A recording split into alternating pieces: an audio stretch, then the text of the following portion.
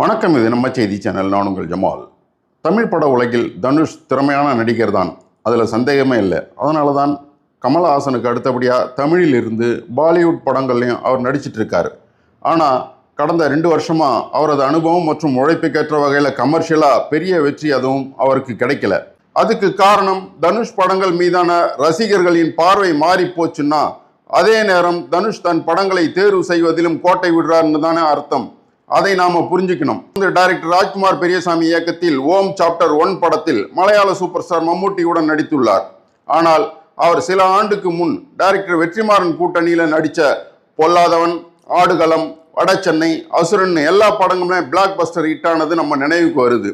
அந்த வகையில வடசென்னை 2வும் எதிர்பார்க்கப்பட்டது. ஆனால் அதற்கான வாய்ப்பு அமையல. இந்த நிலைமையில தான் அவர் வெற்றிமாறனுடன் மீண்டும் கூட்டணி அமைச்சிருக்கார். அதுதான் தானை பின்தொடர யானை மீதேறி வருகிறான் அப்படிங்கிற அடைமொழியுடன் அவரது உண்டர்பார் நிறுவனம் தயாரிப்பில் உருவாகும் தமிழ் முருகன் படம். அந்த படத்தோட போஸ்டர்களை தனுஷ் வெளியிட்டிருக்கிறார். இந்த படம் வரலாற்று பின்னணியில் சமகால அரசியலுக்கான படமாக இருக்கும் என்றும், அதே நேரம் தனுஷ் தனது முந்தைய வெற்றிகளை மீட்க எடுத்துள்ள புது முயற்சின்னும் பேசப்படுகிறது.